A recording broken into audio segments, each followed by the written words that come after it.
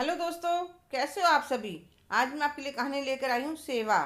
आज सुभद्रा जी सुबह से रोई जा रही थी क्योंकि आज उनका बड़ा बेटा बहू घर छोड़कर चले गए थे। उनके पति को दुनिया से गए अभी 2 महीने भी नहीं हुए थे और बड़ा बेटा बहू ने अपने रंग दिखा दिए। मेन मार्केट में कपड़ों का शोरूम था, वह खुद अपने कब्जे में कर लिया और जिस छोटे से मकान में वह रहते थे उसके लिए छोटे बेटे दिनेश को कहने लगा, मैं ये मकान तुम्हें देकर जा रहा हूँ, इसे मेरा एहसान मानना, क्योंकि दुकान तो मैंने खुद अपनी मेहनत से बनाई थी। सुभद्रा जी कहने लगी, वह दुकान तुम्हारे पापा ने खरीदी थी और उन्होंने ही अपनी मेहनत से ऊंचाई दी थी। तुम पढ़ाई में नालायक थे, इसलिए तुम्हें दुकान पर साथ में बिठाने लगे। तुमने अपने पापा की बीमारी का फायदा उठाकर धोखे से दुकान अपने नाम कर ली और जो नया फ्लैट लिया था वह भी अपने नाम कर लिया, और अब इस मकान का एहसान दिखा रहे हो। अपने छोटे भाई को दगा देते हुए बिल्कुल भी शर्म नहीं आई। पर कहते हैं ना, जब आदमी की शर्म चली जाती है तो उस पर किसी बात का असर नहीं होता।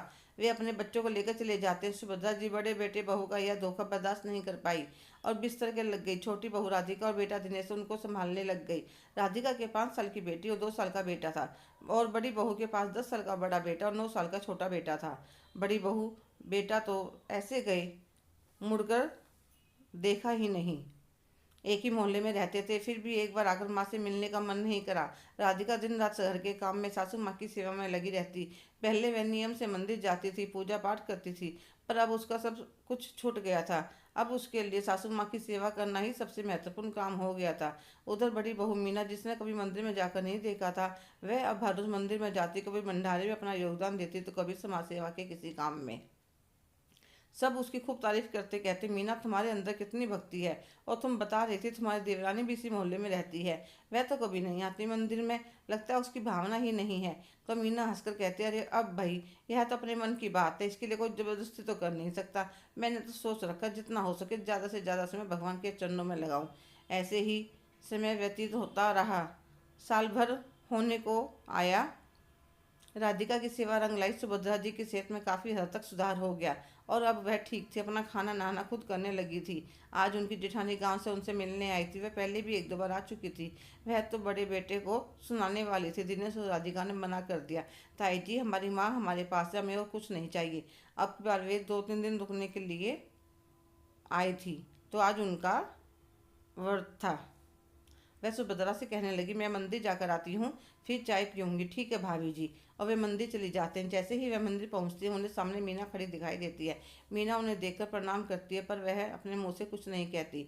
इतने में मीना की कई सहेलियाँ आ जाती हैं। मीना कहने लगी, तुम सब आओ, देखो यह मेरी ताई सास है। और उनसे कहने लगी, ताई जी यह सब मेरी सहेलियाँ हैं। मीना को देखकर ताई जी को गुस्सा तो बहुत आ रहा था, पर वे मंदिर में कोई बखेड़ा नहीं करना चाहती थी। सोच रही थी, दर्शन करने आई हूँ, आराम से दर्शन कर लूँ, फिर घर चली जाऊंगी।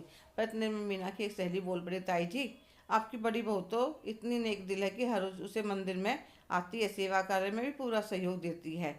आप गाँव से आए हो तो थोड़ा बहुत अपनी छोटी बहू को भी सिखा दो, ताकि उसके भी कुछ भाग्य जाग जाएं। बड़ी बहू के चेहरे पर कुटिल मुस्कान आ गई कि आज तो राधिका की शामत आ गई। ताई जी घर जाकर खूब गुस्सा करेगी उसके क्यों ऊपर, क्योंकि ताई जी को धर्म ध्यान बहुत मानती थी, बिना मंदिर में दर्शन करे पानी भी नहीं पीती थी। इतने में ताई जी एकदम से बोली, तुम क्या जानते हो मेरी छोटी बहू के बारे में। अरे वह तो सोना है सोना। मैं तो घर वह तो घर पर रहकर ही इतना पुण्य कमा रही है जितना कोई दिन रात धर्म करके भी नहीं कमा सकता। सास ससुर घर में बीमार हैं, भूखे प्यासे बैठे हों तो मंदिर में आकर भजन करने का भी कोई फायदा नहीं होता। भगवान भी बुरा मानते हैं। साल भर हो गया मेरी छोटी बहू को मेरी देवरानी की सेवा करते हुए, और उसी की मेहनत का फल है कि अब मेरी देवरानी बिल्कुल ठीक है। और जिसे तुम समझदार बता रही हो, अरे उसने तो एक बार जाकर मुड़कर भी नहीं देखा कि उसकी सास दुनिया में है भी कि नहीं। छोटे भाई के साथ बेईमानी करके यहाँ धर्म करके दिखा रही है। और मीना क्या सोचती हो तुम, जो तुमने वो दिनेश और राधिका के साथ करा, भगवान तुम्हें माफ़ कर देगा? कभी नहीं।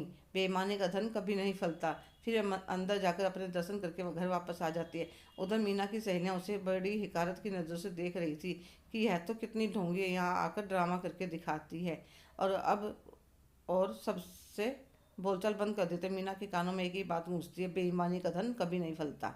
हेलो दोस्तों, कैसे हो आप सभी। आज की कहानी आपको कैसी लगी कमेंट करके ज़रूर बताइएगा। अगर आप मेरे चैनल पर नए हैं तो प्लीज़ लाइक, शेयर, सब्सक्राइब करना ना भूलें। धन्यवाद।